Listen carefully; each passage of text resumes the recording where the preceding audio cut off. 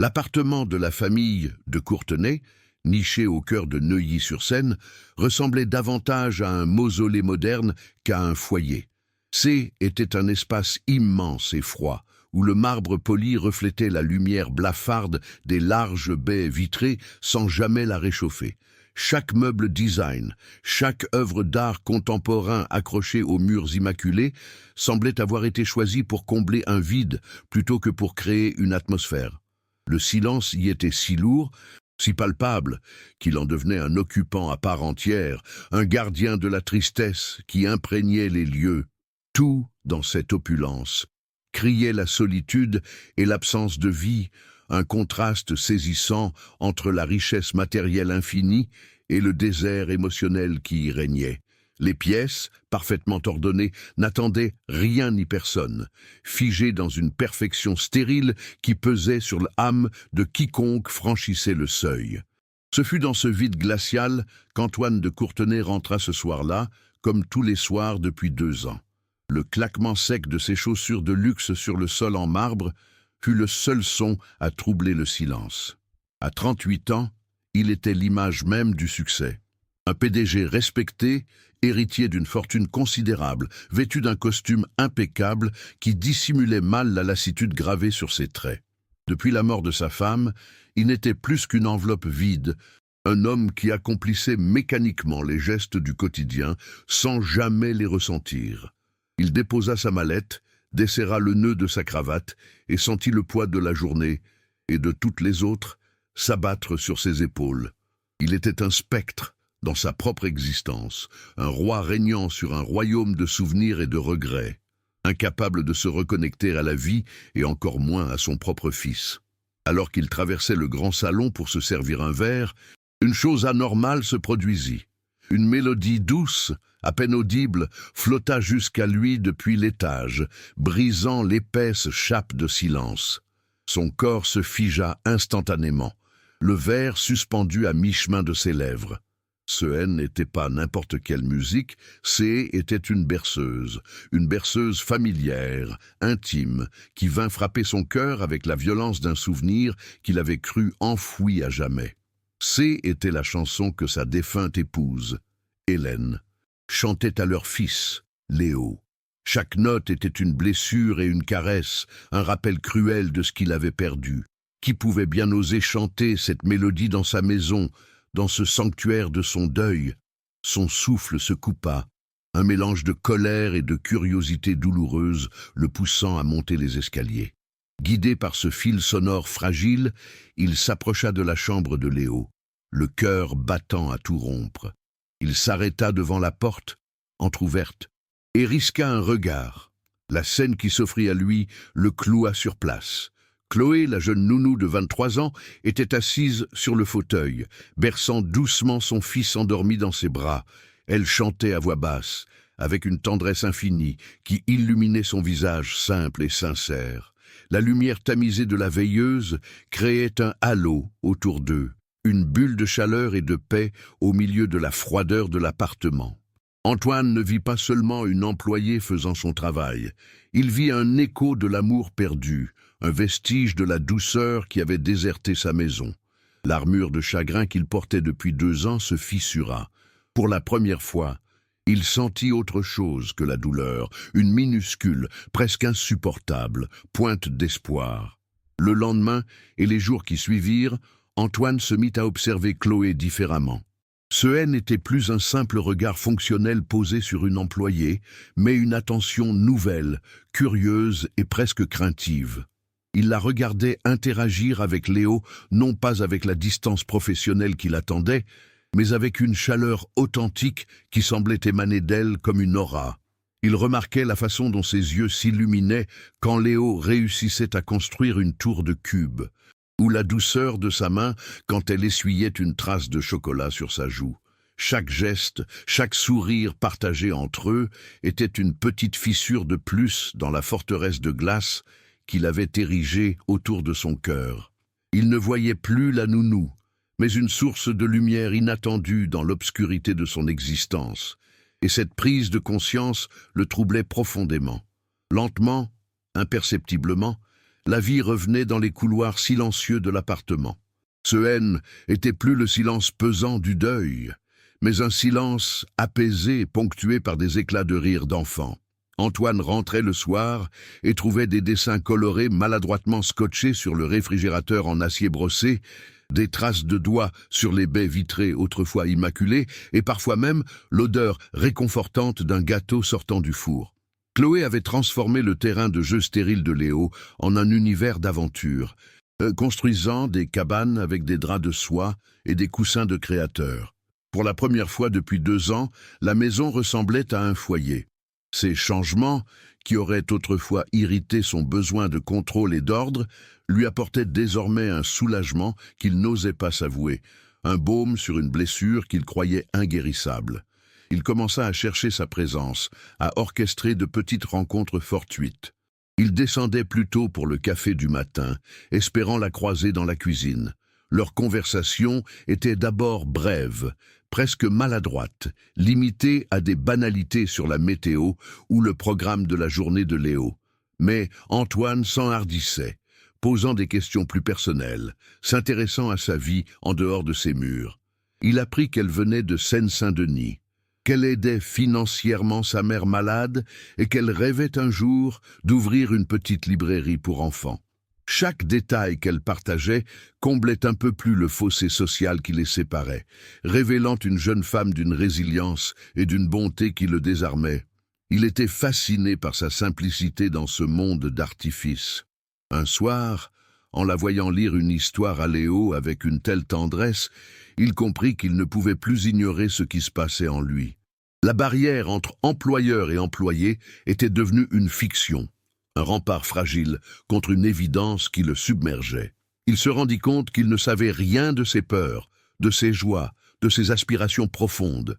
Il ne voyait que la surface, et cette surface était déjà plus réconfortante que tout ce qu'il avait connu depuis la mort d'Hélène.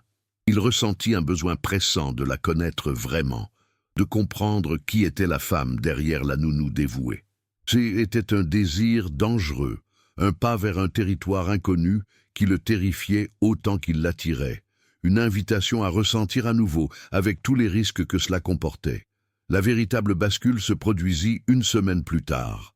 Alors qu'il s'apprêtait à dîner seul devant son assiette froide, comme tous les soirs, il vit Chloé enfiler son manteau pour partir. Une impulsion, plus forte que sa prudence et ses conventions, le poussa à parler. « Chloé, dit-il, sa voix légèrement hésitante, restez dîner avec nous, avec Léo et moi. » La surprise se peignit sur son visage. C était plus qu'une invitation. C était un pont jeté au-dessus du vide, une rupture des codes tacites qui régissaient leur relation. C'est dans ces moments-là, quand une âme ose enfin prendre un risque pour se reconnecter à la vie, qu'on mesure la puissance du cœur humain. Si vous appréciez ces récits qui explorent la complexité des émotions, pensez à vous abonner pour ne manquer aucune de nos prochaines histoires. Le dîner fut à la fois étrange et merveilleux. Pour la première fois, il n'était pas le patron et l'employé, mais 3 personnes partageant un repas. Léo, ravi de cette nouveauté, était le liant entre eux, racontant sa journée avec une exubérance qu'Antoine ne lui avait pas vue depuis des années. Chloé, d'abord timide, se détendit peu à peu, répondant aux questions d'Antoine avec une sincérité désarmante. Il découvrit son humour, sa vivacité d'esprit, sa vision du monde si différente de la sienne, mais si pleine d'espoir. En la regardant rire avec son fils, Antoine sentit une chaleur se propager dans sa poitrine, une sensation si oubliée qu'elle lui fit presque mal. Il comprit à cet instant que sa présence ne comblait pas seulement le vide de Léo, mais aussi, et surtout, le sien. Pourtant, cette lueur d'espoir fut immédiatement assaillie par les fantômes de son passé. Plus tard dans la nuit, seul dans le silence de son bureau, son regard se posa sur une photo encadrée d'Hélène, un sourire radieux figé dans le temps. Une vague de culpabilité le submergea, si violente qu'elle lui coupa le souffle. Avait-il le droit de ressentir cela pour une autre femme? N'était-ce pas une trahison de leur amour, de leur histoire, de la mémoire de celle qui avait été le centre de son univers? Chaque rire partagé avec Chloé lui semblait désormais un affront au deuil était juré de porter éternellement. Il était pris au piège entre le passé qui le hantait et un futur possible qu'il n'osait pas s'autoriser à désirer. S'ajoutait à ce conflit intérieur le poids écrasant du jugement extérieur. Antoine était un de Courtenay. Son monde était celui de la haute finance. Des dîners de gala et des alliances stratégiques, un univers où les apparences étaient reines et où chaque geste était scruté. Il imaginait sans peine les murmures condescendants de ses pairs, les sourires en coin de ses amis, apprenant qu'il fréquentait la nounou de son fils. Une jeune femme issue d'un milieu modeste, sans nom, sans fortune. Le cynisme de son cercle social lui revenait en pleine figure. Il savait qu'il ne verrait en Chloé qu'une opportuniste, une usurpatrice. La peur du scandale, la crainte de souiller la réputation de sa famille et la mémoire de sa femme devinrent une nouvelle armure, plus froide et plus lourde encore que celle du deuil. La première salve vint de sa belle-mère, Geneviève, une femme élégante et glaciale qui incarnait à la perfection l'aristocratie parisienne. Lors d'une visite impromptue, elle observa avec une moue de dédain les quelques changements dans l'appartement. Le désordre joyeux laissé par Léo et Chloé. Ses questions sur la petite étaient autant de pics acérés, dissimulés sous un vernis de politesse. Elle semble prendre beaucoup ses aises, cette jeune fille. Ne trouves-tu pas, Antoine? Il faut faire attention. Ces gens-là ont souvent des ambitions que l'on ne soupçonne pas.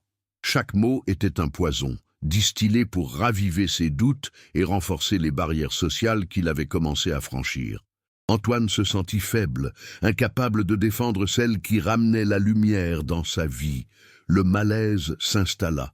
Antoine, torturé par ses propres démons et la pression extérieure, devint distant. Les conversations dans la cuisine se raréfièrent. Son regard se fit plus fuyant. Chloé sentit le changement immédiatement. Le lien fragile qui, était tissé entre eux se tendait jusqu'à menacer de rompre. Elle voyait la lutte dans ses yeux, entendait le non-dit dans ses silences. Elle n'était pas naïve, elle comprenait parfaitement le monde qui les séparait. Les visites de Geneviève la laissaient avec un sentiment d'humiliation, comme si sa simple présence était une tache sur le marbre immaculé de leur existence.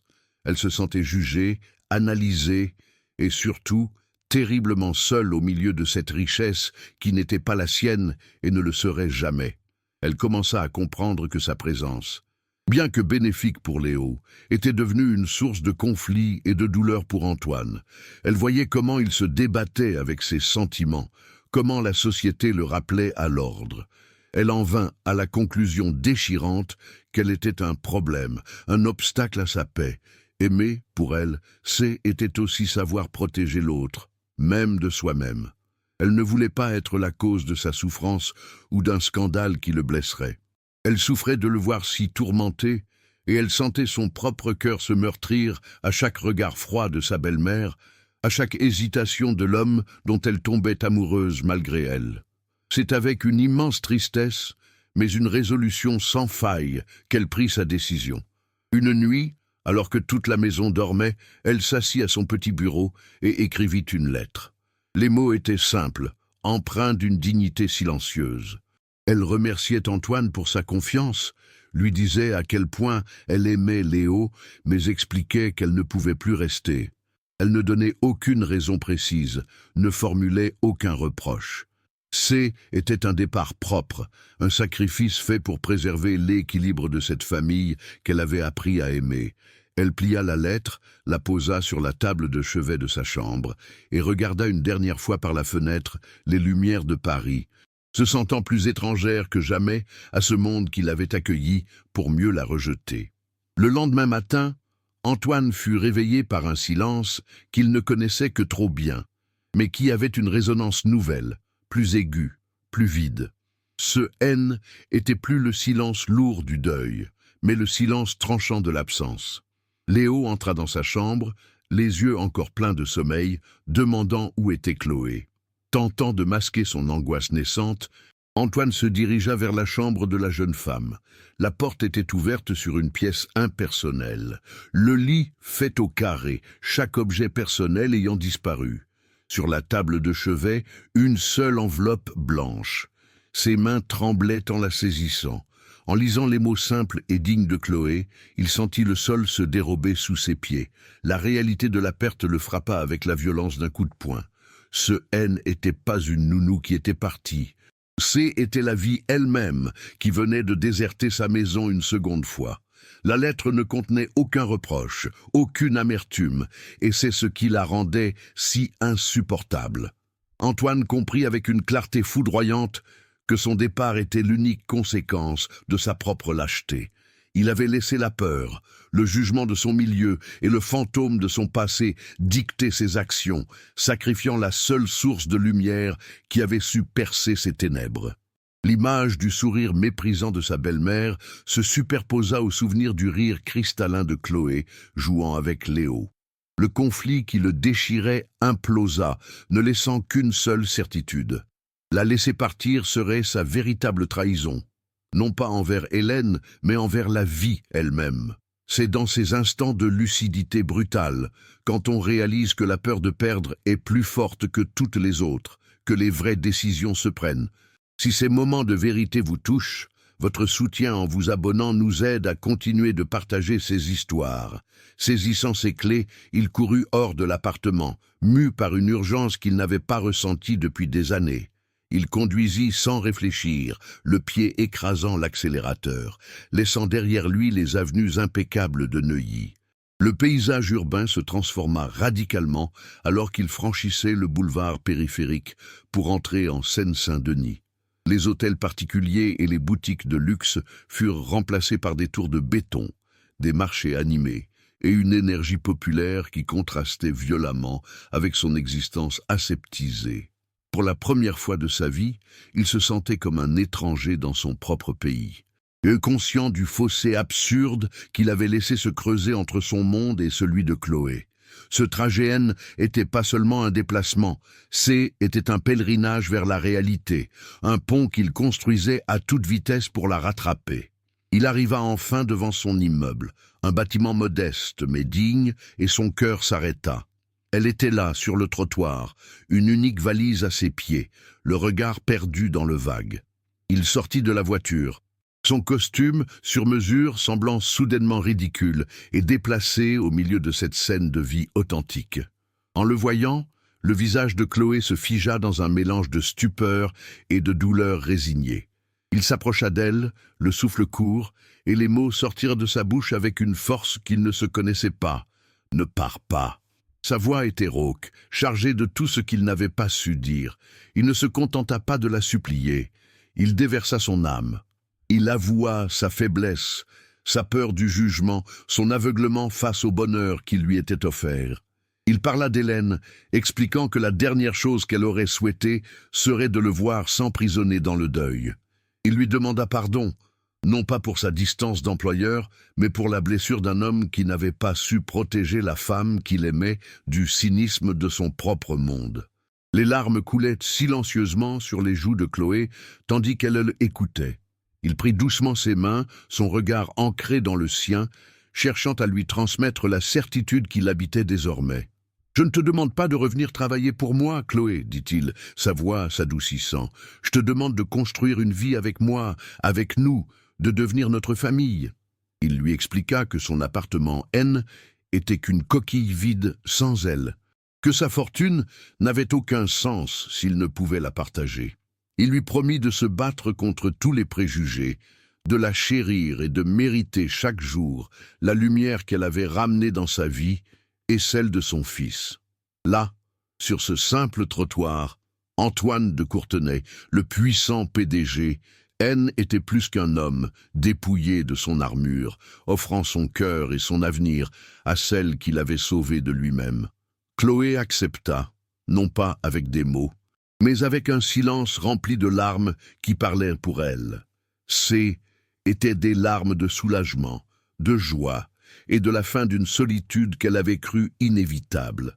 Antoine prit délicatement la valise de ses mains, un geste simple mais incroyablement puissant, scellant la promesse qu'il venait de lui faire. Le trajet de retour fut silencieux, mais C était un silence plein, un silence de communion. Il ne fuyait plus rien. Il roulait vers un avenir commun. Lorsqu'ils franchirent à nouveau le seuil de l'appartement, Léo, réveillé par le bruit, accourut et se jeta dans leurs bras, les enlaçant tous les deux dans une étreinte qui effaça instantanément toutes les barrières. À cet instant précis, le marbre froid sembla se réchauffer et la maison redevint un foyer. Était une victoire discrète, non pas sur les jugements extérieurs, mais sur la peur et le chagrin qui les avaient si longtemps gouvernés. Les mois qui suivirent virent la métamorphose complète de leur vie. L'appartement de Neuilly-sur-Seine, autrefois un mausolée de souvenirs, se transforma en un lieu vibrant de énergie et de bonheur. Des couleurs apparurent, des coussins moelleux furent disposés sur les canapés design et les rires de Léo remplacèrent le silence pesant. Antoine et Chloé se marièrent lors d'une cérémonie intime, loin du faste et des conventions de son monde. Seuls quelques amis sincères et la famille de Chloé étaient de présent. L'absence de Geneviève fut à peine remarquée, tant leur joie était palpable et autosuffisante. Antoine apprit à se défaire de son armure. Il laissait son costume au placard, s'asseyait par terre pour jouer avec son fils et tenait la main de Chloé en regardant Paris s'illuminer, non plus comme un témoin de sa solitude, mais comme le spectateur émerveillé de son propre bonheur retrouvé. Antoine comprit que leur amour ne devait pas rester une bulle privée, mais qu'il pouvait devenir une force de changement, pour honorer Hélène d'une manière qui ait un sens véritable et pour célébrer le monde dont venait Chloé. Il prit une décision radicale. Il créa la Fondation Hélène de Courtenay, engageant une part importante de sa fortune non pas dans des œuvres de charité prestigieuses, mais dans le financement de projets éducatifs et culturels pour les enfants de Seine-Saint-Denis. Ce N n'était pas un acte de condescendance, mais un pont jeté entre deux réalités, une façon de transformer la richesse qui les avait séparés en un outil qui rassemblait. Chloé, avec sa connaissance du terrain et son empathie naturelle, fut nommée à la tête de la fondation, devenant le cœur et l'âme d'un projet qui changea des centaines de vies. Les années passèrent, hissant un quotidien fait d'amour et de simplicité. Le grand appartement était désormais rempli des courses joyeuses de Léo et de sa petite sœur, Élise. Antoine N.